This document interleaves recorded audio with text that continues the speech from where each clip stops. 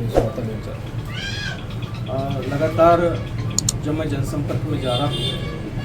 और अपने कार्यालय में जब मैं जनसंपर्क के दौरान बैठता हूँ तो मुझे शिकायतें आ रही हैं इस बात की जो आउटसोर्स कर्मचारियों की नियुक्ति हो रही है अन्य विभागों के अंदर में, जैसे हॉस्पिटल के अंदर में ठेकेदारी पद्धति से नियुक्तियाँ होती हैं, शिक्षा विभाग में भी, स्कूल शिक्षा विभाग में भी नियुक्तियाँ हो रही हैं, कॉलेज में नियुक्तियाँ भी कुछ दिनों पहले आउटसोर्स के कर्मचारियों को लिया गया है,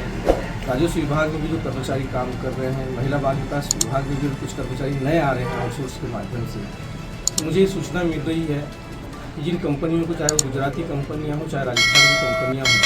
चाहे वो सीड कंपनी जो काम कर रही है हमारे पूरे प्रदेश के अंदर में, उनके कर्मचारियों के द्वारा जब आवेदन हमारे यहाँ के हितग्राही करते हैं तो उनसे लंबी पैसों की मांग की जाती है। मुझे ये सूचना मिली है कि अभी शिक्षा विभाग में और स्वास्थ्य विभाग में और उच्च शिक्षा विभाग में भी कुछ नियुक्तियाँ हुई हैं जिसमें 2-2 लाख रुपए इनसे लिए गए हैं, और अभी स्कूल शिक्षा विभाग में और महिला बाल विकास में नियुक्तियाँ होना बाकी हैं। जिन हितग्राहियों से कहा गया है कि आप 2 लाख रुपये जो जमा करेगा उनकी हम नियुक्तियाँ करेंगे। उसके बाद नियुक्ति हो जाने के बाद में भी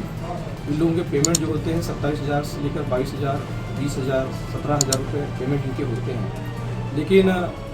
इनको डायरेक्ट इनके खाते में राशि ना जा करके, मान लीजिए कि राशि ना जा करके कंपनी इनका पेमेंट करती है और बड़ी राशि इनके पेमेंट से हर महीने काट लेती है, लगभग 6-7 हज़ार 8,000 रुपये तक का काट करके इन लोगों को पेमेंट करती है। मैं समझता हूँ कि हमारे क्षेत्र के लोगों का जो शोषण हो रहा है वो तत्काल उसको रोकने का प्रयास होना चाहिए। मैं आने वाले समय में कलेक्टर को भी इस बात के लिए अवगत कराऊँगा, और जब भोपाल जाऊँगा तो माननीय मुख्यमंत्री जी से भी अवगत कराऊँगा कि ऐसे जो कंपनियां हैं इन पर कड़ी निगरानी रखी जाए और जिस तरह से हमारे हितग्राहियों का शोषण हो रहा है इस शोषण को रोका जाए। इस बात की जानकारी है कि कौन सी कंपनियां हैं जो काम कर रही हैं? अब कुछ कंपनियों की जानकारी अभी ऐसी लग नहीं पाई है, लेकिन मैं तत्काल इसकी जानकारी निकालता हूँ कि अन्य अन्य विभागों में, क्योंकि हमें ऐसा सूचना मिली है कि 4 से 5 कंपनियाँ मध्य प्रदेश के अंदर में काम कर रही है जो अलग अलग विभागों का काम देखती है। ये तो बहुत बड़ा एक बड़े लेवल का भ्रष्टाचार है। बिल्कुल ऐसा समझ में आ रहा है कि जो कि हमारे बेरोजगार जो युवा हैं पढ़ लिख करके अन्य क्षेत्रों में काम करना चाहते हैं,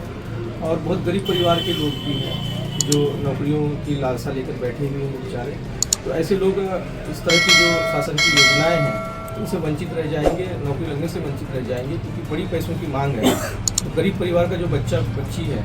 वो इन जॉब तक नहीं जा पाएंगे। इनके कल सरकार पे भी सवाल उठेंगे। अगर ऐसी आवश्यकता पड़ेगी तो हम माननीय मुख्यमंत्री जी को इस बात के लिए अवगत कराएंगे। आवश्यकता पड़ेगी तो हम विधानसभा के माध्यम से इस बात को उठाएंगे, ऊपर स्तर करके रखेंगे ताकि इस पर तत्काल रोक लग सके।